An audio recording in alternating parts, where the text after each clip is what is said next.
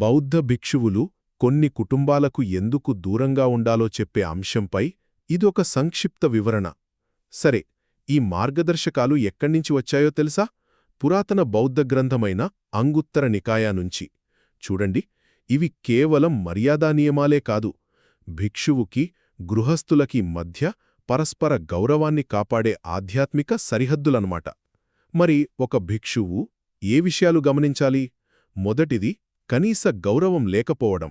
అంటే భిక్షువుని చూసి కూడా లేవకపోవడం, నమస్కరించకపోవడం, లేదా కూర్చోవడానికి ఆసనం కూడా ఇవ్వకపోవడం. ఇదంతా వాళ్లల్లో ఆసక్తి లేదని చెప్పకనే చెబుతుంది. ఇక రెండవది, దానంలో నిజాయితీ లోపించడం.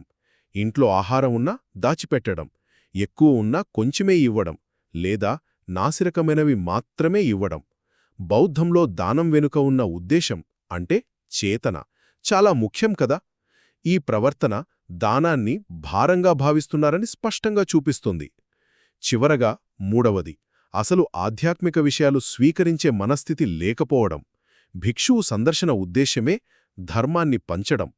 కాని ఆ కుటుంబం అసలు వినడానికే ఇష్టపడకపోతే ఇక ఆ పర్యటన నిష్ఫలమే కదా. క్లుప్తంగా చెప్పాలంటే, ఈ లక్షణాలు ఒక భిక్షువు అనవసరమైన సంఘర్షణల నుండి తనను తాను కాపాడుకోవడానికి, ఇంకా తన ఆధ్యాత్మిక శాంతికి భంగం కలగకుండా చూసుకోవడానికి సహాయపడతాయి.